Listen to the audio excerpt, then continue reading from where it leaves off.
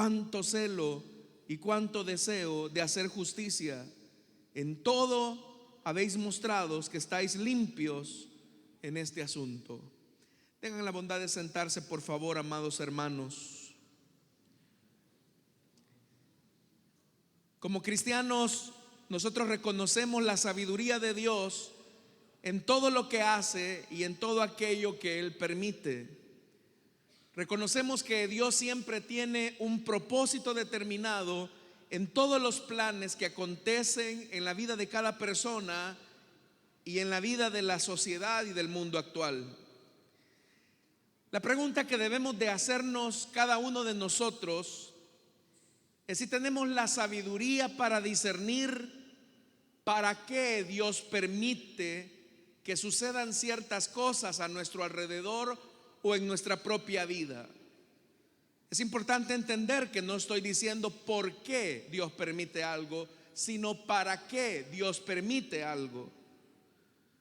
Recientemente, y hablo de hace algún par de años atrás, el mundo enfrentó una condición que prácticamente paralizó todas las actividades humanas.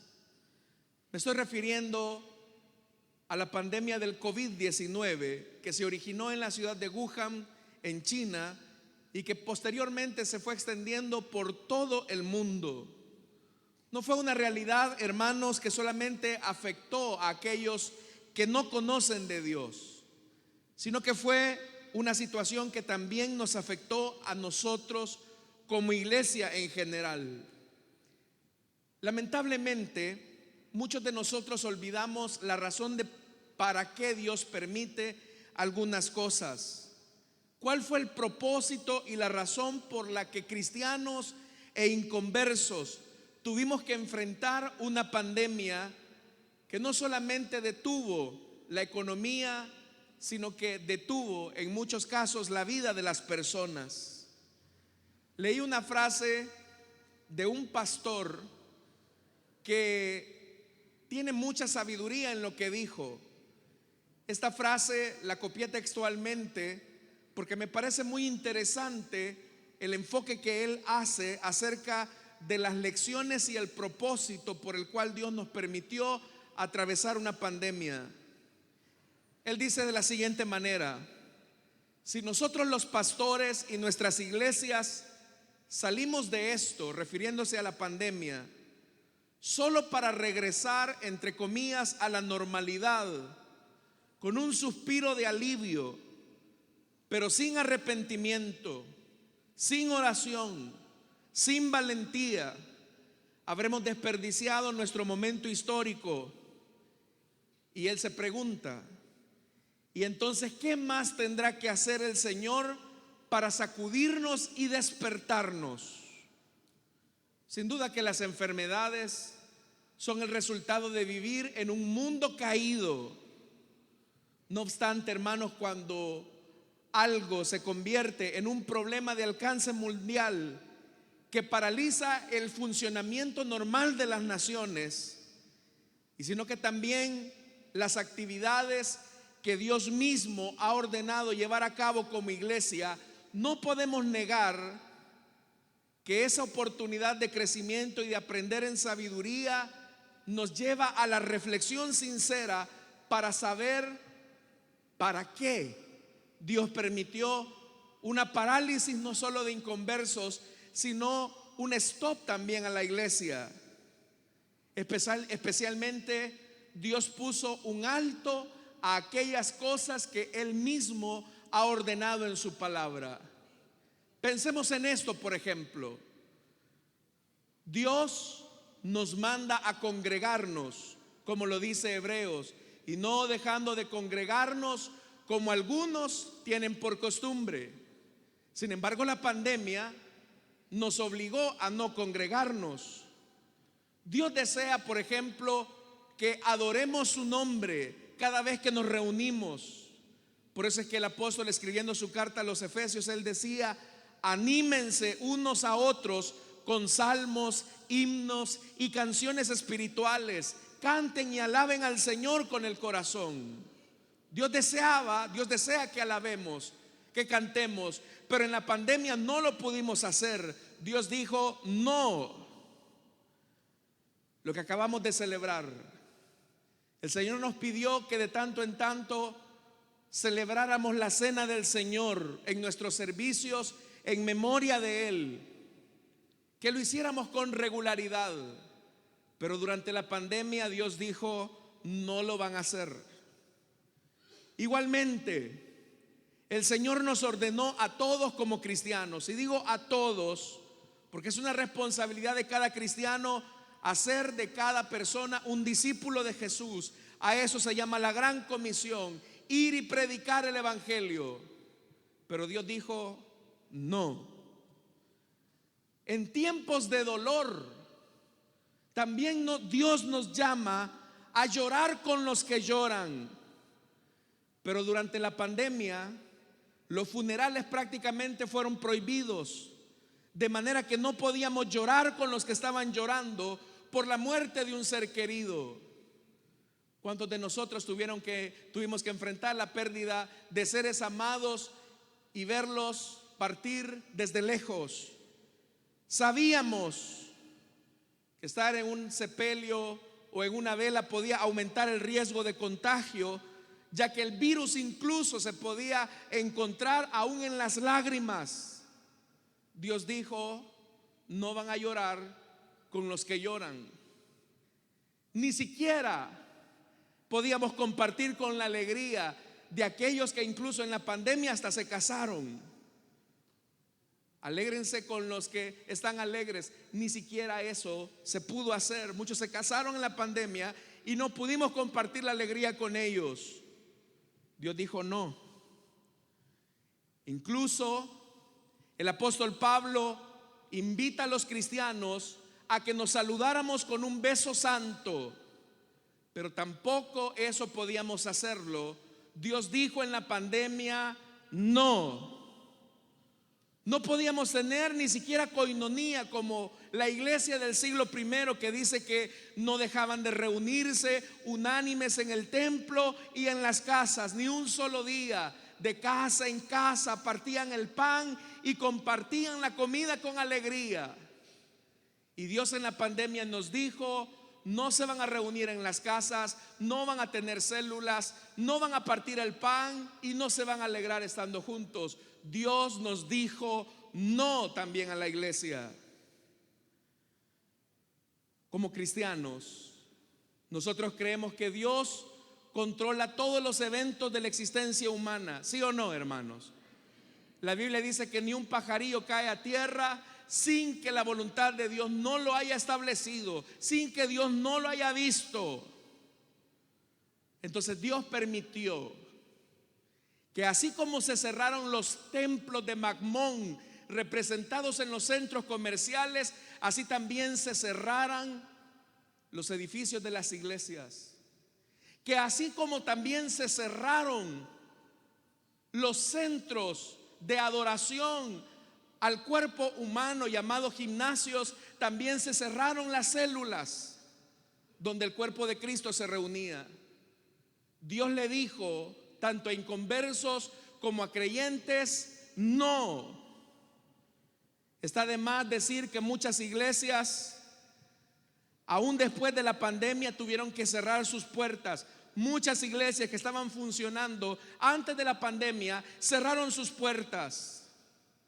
No hubo una sola iglesia en el mundo que no tuviera víctimas mortales entre sus miembros. Nosotros mismos vimos partir a hermanos nuestros de esta congregación a la presencia del Señor.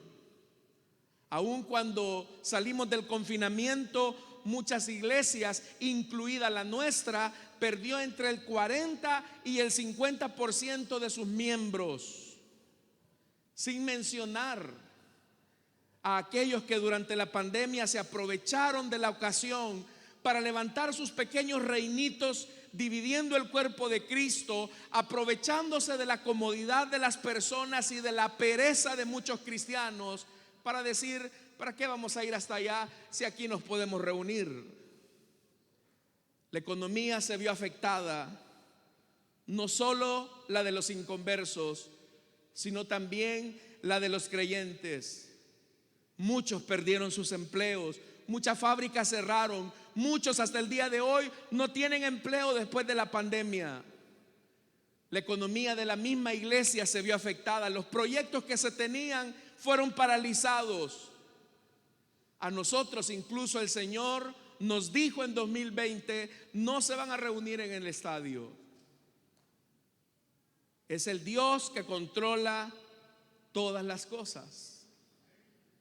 ¿Qué más tendrá que hacer el Señor para llamar nuestra atención y entender el mensaje que nos quiere transmitir con los acontecimientos que nos suceden? Quiero decirle que todo lo que nos pasa, no carece de significado y propósito en Dios. Todo lo que le pasa a usted, todo lo que le ocurre a usted es porque Dios lo permite, sea bueno o sea malo. Y yo sé que no de todos se escucha un amén, porque nos cuesta aceptar y reconocer eso. Pero ¿cuál era el propósito por el cual Dios permitió eso? Lamentablemente la iglesia estaba más llena de volumen que de discípulos. La iglesia estaba más llena de activismo que de un corazón sincero y arrepentido. En la iglesia, al igual que en el mundo, se vive un tiempo de oscuridad. Y como lo reflexionábamos la semana pasada, vivimos en la penumbra y en la umbra. Es un eclipse aparentemente. A veces, lamentablemente, hermanos, lo que el Hijo de Dios quiere hacer para arrepentirse resulta ser muy poco y en ocasiones demasiado tarde. Sabemos que Dios está tocando nuestra vida, está tocando nuestra economía, está tocando nuestra salud, nuestra familia, y no estamos entendiendo el mensaje. Y la pregunta que hoy, esta mañana, Dios nos hace: ¿qué más tengo que hacer para llamar tu atención? Muchos prefieren un arrepentimiento parcial. Es decir, se conforman con aceptar y decir: sí, yo sé que lo que estoy haciendo mal y yo ya le pedí perdón a Dios, pero no modifico mi vida, no cambio mi vida, no tengo una transformación radical. Y queremos estar bien con Dios y con el diablo. Queremos disfrutar de las bendiciones de Dios mientras comulgamos con el mundo, siendo amigos del mundo. Esa actitud que hoy vemos en la iglesia es muy similar a la condición del pueblo de Dios en el Antiguo Testamento. Dios acusa en repetidas ocasiones a Israel que son infieles a Él. Y Dios también hoy nos dice y nos ha transmitido a través de la pandemia y ha revelado nuestra infidelidad a Él. En ocasiones, amados hermanos, nos escandalizamos de la infidelidad y de la idolatría de Israel en contra de Dios, pero no nos damos cuenta que también nosotros como iglesia actuamos de la misma manera que el pueblo de Israel. Somos infieles a Él. Cada vez que usted canta "tu fidelidad es grande", deberíamos de pensar en que somos también grandemente infieles con Él. Y si bien es cierto que nosotros somos infieles, nuestro Dios permanece siendo fiel. Pero Él nos dice: ¿qué más tengo que hacer para llamar tu atención y decirte que tu corazón no está alineado conmigo? Y no hay puntos medios. Quiero llamar su atención, hermano, y quiero que me acompañe, por favor, para que vea cómo Dios ve la infidelidad. Acompáñeme a Ezequiel capítulo 16, libro del profeta Ezequiel, porque lo que vamos a leer en este momento es muy duro, es muy severo. Ezequiel capítulo 16, versículo 25. Mire cómo el profeta describe la infidelidad de su pueblo. Oiga lo que dice Ezequiel capítulo 16, versículo 25. En cada esquina construiste santuarios y degradaste tu belleza. Esto que voy a leer es muy fuerte. Te abriste de piernas a cualquiera que pasaba y fornicaste sin cesar. Esto es muy duro. Te prostituiste con los egipcios, tus vecinos de grandes genitales. Y para enfurecerme, multiplicaste tus fornicaciones. Yo levanté mi mano para castigarte y reduje tu territorio. Te entregué al deseo de tus enemigos, las ciudades filisteas que se avergonzaban de tu conducta depravada. Una y otra vez fornicaste con los asirios porque eras insaciable. También creció tu promiscuidad para incluir a los comerciantes de Babilonia. Y ni así quedaste satisfecha. Qué mente tan depravada la tuya, afirma el Señor y Dios. Te comportaste como una vil prostituta. Pero cuando en cada santuario armabas un prostíbulo y te exhibías en cada esquina, no te comportabas como una prostituta, pues no cobrabas nada, le dice el Señor. Adúltera, prefieres a los extraños en vez que a tu marido. A todas las prostitutas se les paga. Tú, en cambio, pagas a tus amantes. Los sobornas para que vengan de todas partes a acostarse contigo. En tu prostitución has sido diferente a otras mujeres. Como nadie se te ofrecía, tú pagabas en vez de que te pagaran a ti. En eso sí eras diferente a los demás. Ese silencio que estamos escuchando ahorita es el silencio que Ezequiel escuchó en los oídos de Israel. Fidelidad no es lo que mejor describe a Israel, pero en muchas ocasiones tampoco es lo que describe a la iglesia. Así como Israel, la iglesia sigue coqueteándole al mundo. Así luce, hermanos, el creyente cuando habla en nombre de Dios, pero vive conforme al mundo, practicando las cosas del mundo. Y en ocasiones nos parecemos a esa prostituta en la calle a la espera de clientes. En otras palabras, muchas veces vivimos buscando formas nuevas de pecar sin que nos descubran. Como que si lo que importara fuera que los hombres no nos descubran, cuando nuestro pecado está latente delante de un Dios que es 3 veces santo.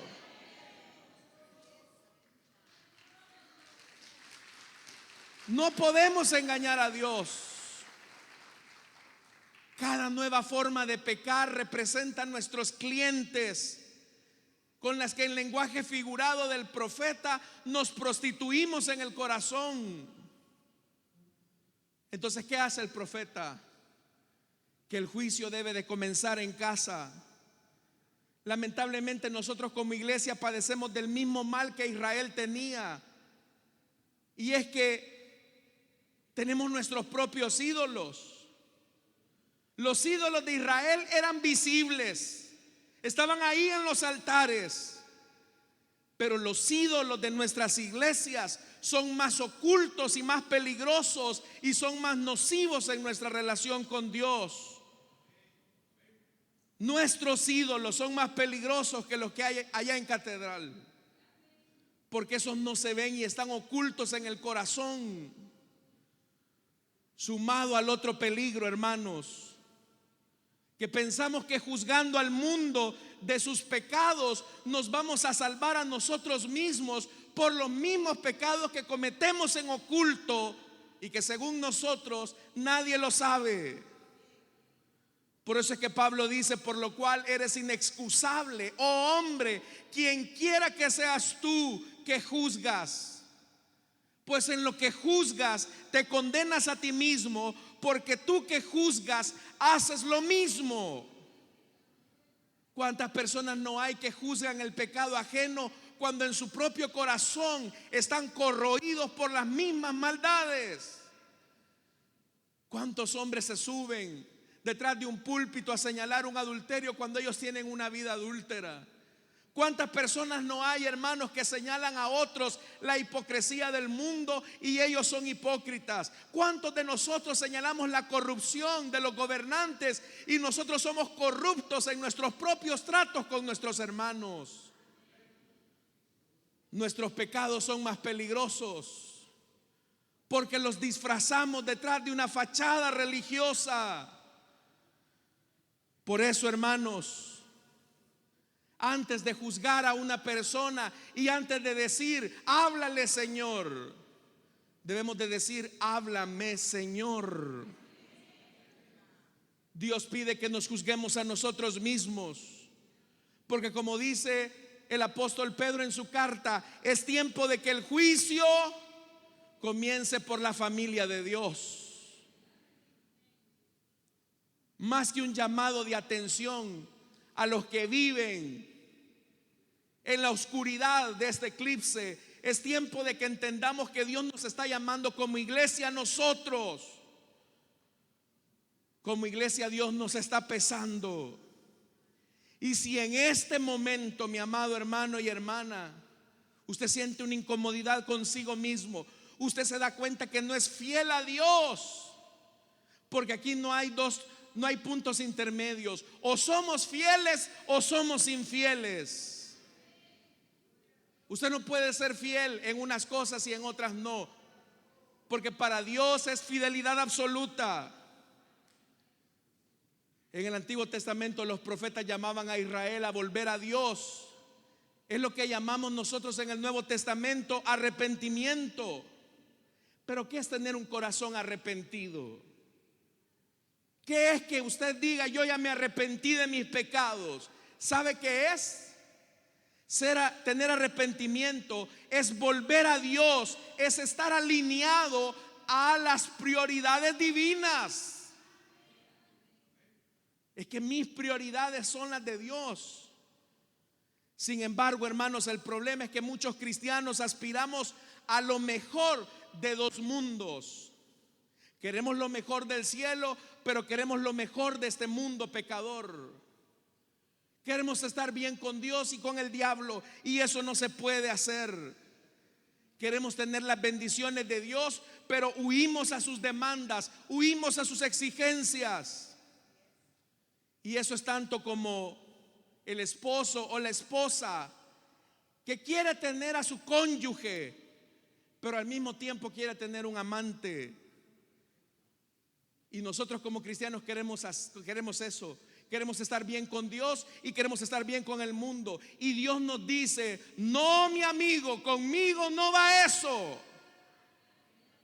Todo o nada. Y Dios permite que situaciones tristes toquen el corazón de nuestra vida para que volvamos en arrepentimiento a Dios. A veces hay situaciones tristes que llegan a nuestra vida porque Dios está llamando nuestra atención. Detrás del desempleo, detrás de la enfermedad, detrás de cosas muy tristes, Dios está llamando nuestra atención para que veamos nuestra fidelidad hacia Él, para saber si nuestras prioridades están centradas en Él. Por eso, hermanos, es que camino a Damasco, cuando Saulo quería establecer su voluntad y contrariar a Dios persiguiendo a los cristianos, Jesús se le aparece en el camino con una luz resplandeciente que lo tumba en el suelo y lo deja totalmente ciego. Y estando tirado, con miedo, anonadado, Pablo dice las palabras que nosotros como iglesia debemos de pronunciar: Señor. Porque se nos olvida que Jesús no es el genio de la lámpara de Aladino que nos concede los deseos que querramos. Él es el Señor. Y Saulo dice: Señor, ¿qué quieres que yo haga? ¿Qué quieres que yo haga? Esta mañana hemos leído lo que Pablo escribe a la iglesia de Corinto, una iglesia que se había desenfocado, tolerando el pecado entre sus filas. Pablo, enardecido con el celo de Dios, le escribe a la iglesia y le dice: ustedes están actuando con infidelidad al Señor. Al tolerar esas conductas que no agradan a Dios, están corrompiendo a la iglesia. La carta es muy dura y eso provocó tristeza entre los corintios. Pero mire eso, y fue lo que leímos esta mañana. Pablo dice: aunque os entristecí con mi carta, no me arrepiento. Hubo un momento, dice Pablo, en que lo lamenté, pues vi que aquella carta os entristeció por algún tiempo. Pero ahora me alegro, no porque hayáis sido entristecidos, sino porque esa tristeza os condujo ¿a qué? Al arrepentimiento. Dios permite momentos tristes y desagradables para alinearnos a su voluntad. Ahora usted dice: mire qué raro, hermano, porque yo ando haciendo lo que ando haciendo y no me ha pasado nada. Tengo mi trabajo, hasta me aumentaron el salario, los hermanos no me han descubierto, me va bien. Ten cuidado, porque no vaya a ser que tú no seas parte de la familia de Dios, y por eso es que Dios no se mete contigo. Si tú dices: mi esposa no lo sabe, mi esposa no sabe que tengo un amante, mi esposa no sabe que tengo hijos con ella, la tengo bien engañada. Ten cuidado, mi hijo, porque estás jugando con fuego.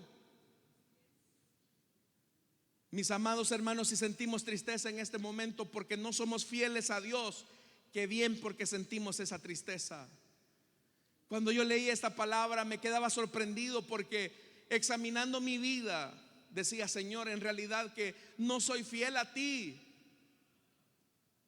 Y eso me causó tristeza para entender, hermanos, que mi Dios no quiere una parte de mi corazón, quiere todo el corazón. Y lo mismo es con usted. Por eso es que dice la Biblia: fuisteis entristecidos según la voluntad de Dios, de modo que no habéis sufrido ningún daño de parte nuestra. Y dice más: porque el dolor que es según la voluntad de Dios. Oiga lo que Pablo está diciendo, Iglesia Elim de Santa Ana. Oiga lo que Dios está diciéndole a usted esta mañana. Porque el dolor que es según la voluntad de Dios. O sea que Dios nos va a permitir sentir dolor cuando andamos torcidos. Claro que sí.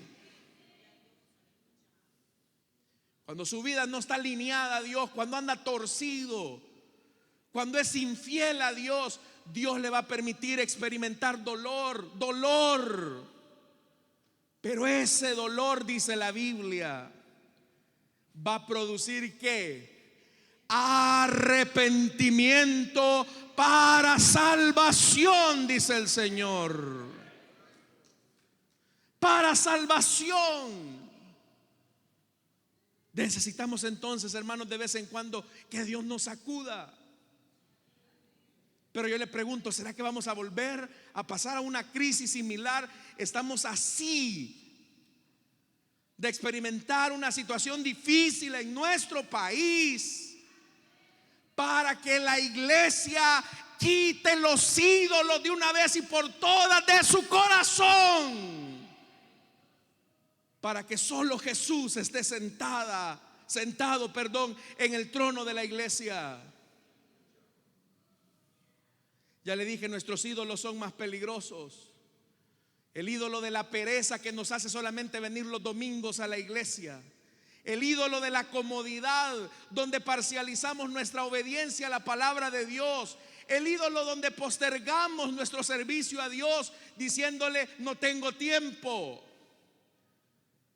el ídolo de nuestro trabajo, que nos hace creer y pensar que es lo que nos ha dado las bendiciones que ahora tenemos. No, mi amigo, no, mi amiga, si tú tienes lo que tienes, es porque el que está sentado en el trono de gloria ha provisto el pan sobre tu mesa.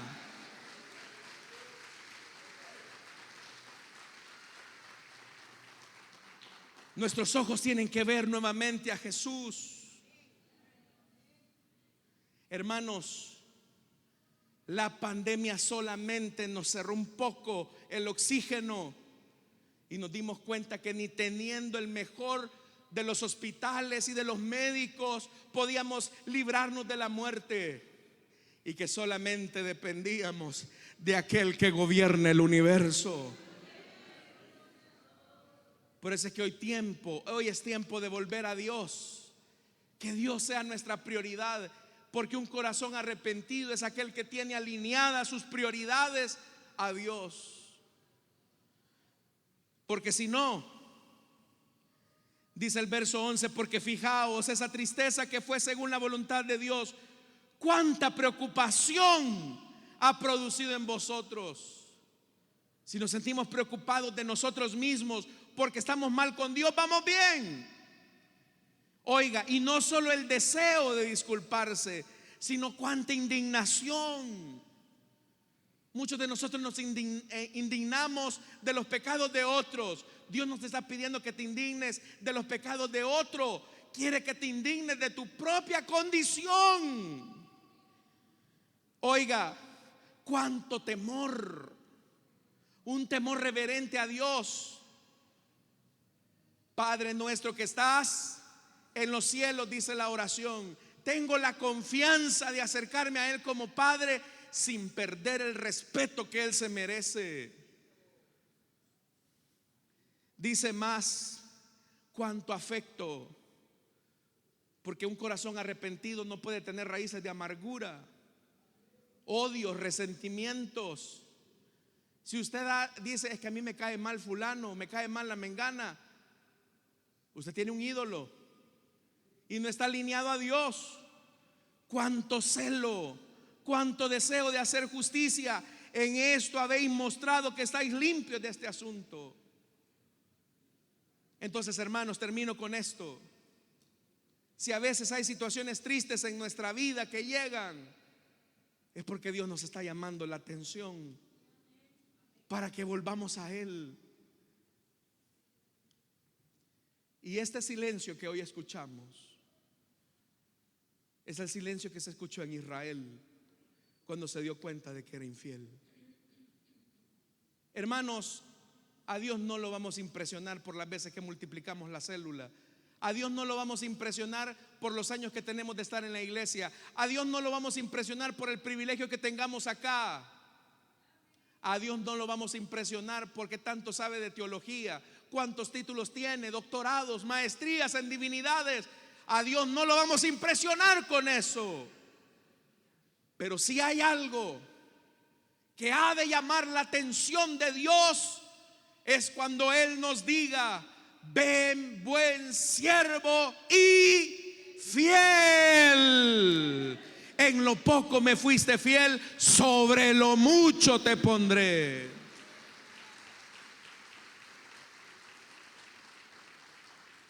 Lo que a Dios le llama la atención es nuestra fidelidad, pero lo que Dios más aborrece es nuestra infidelidad. El que tenga oídos para oír, que oiga lo que el Señor nos ha dicho esta mañana. Vamos a orar, vamos a cerrar nuestros ojos.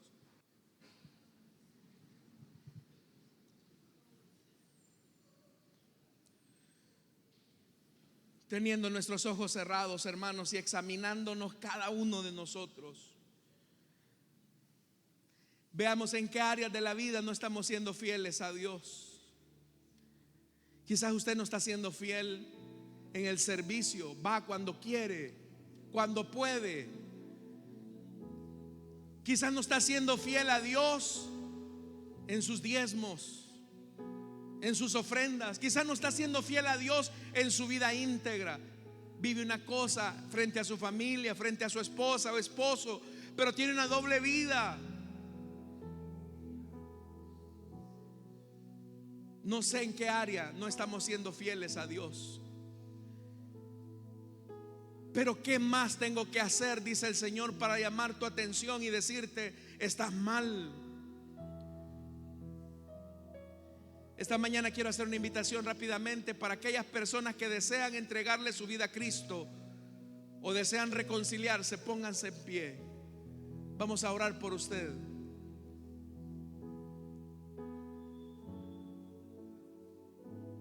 Si hay alguien que desea entregarle su vida a Cristo, desea reconciliarse, póngase en pie. Nadie le va a juzgar acá. Aquí ninguno de nosotros somos jueces de nadie.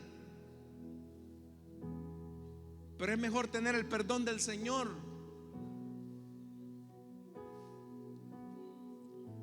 Si hay alguien que quiera entregarle su vida a Cristo, desea reconciliarse, póngase en pie. Vamos a orar.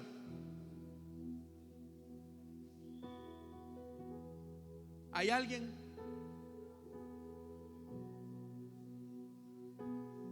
Tú sabes que no estás bien con Dios. Tú sabes que el Señor te ha sentado en esa silla para tener esta conversación y te ha dado su palabra. Él te ha hablado. Tú le dijiste: Señor, háblame. Bueno, ya te habló. ¿Qué vas a hacer? ¿Cómo vas a responder? Él lo que pide es solo una cosa: arrepentimiento. ¿Hay alguien que quiere entregarle su vida a Cristo, desea reconciliarse? Mire, venza la pena. ¿Hay alguien? Dios le bendiga al caballero. Venga, quiero orar por usted. De los valientes es el reino de Dios, aquellos que aceptan su responsabilidad delante de Dios. Los cobardes, dice la Biblia, no heredarán el reino de los cielos. Aquellos que postergan. ¿Hay alguien más esta mañana, como lo hace este caballero, que desea entregarle su vida a Cristo o desea reconciliarse? Póngase en pie. Levante su mano, amigo, amiga, joven. El tiempo ya se me acabó, no puedo extenderlo más. Pero más que el tiempo del culto que se va a acabar, es el tiempo y la oportunidad que Dios te está dando. Un minuto más. ¿Hay alguien?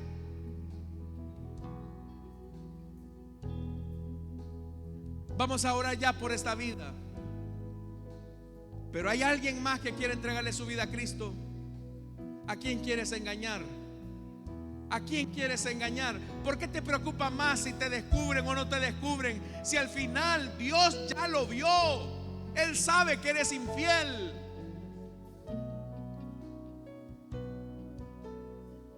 Pero hoy es el tiempo para ponerte a cuentas con Él.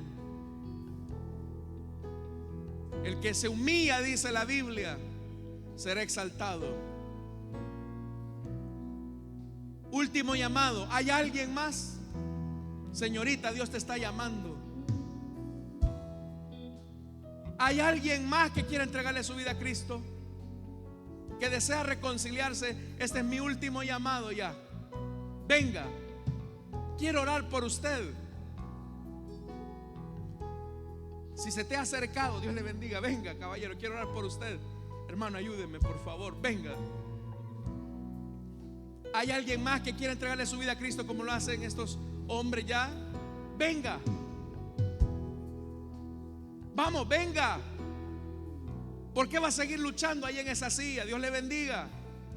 A la dama que viene en el costado. Hermanos, sigan orando, hermanos. No estén viendo el teléfono, hermanos. Oren por el perdido. Sientan esa carga. ¿Hay alguien más?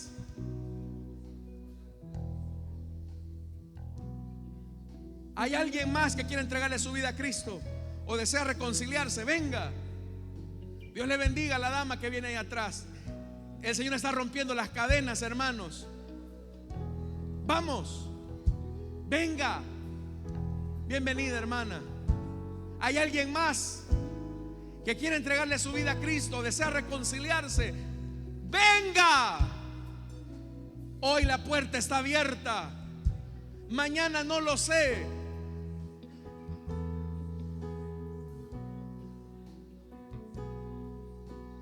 Vamos, caballero, venga.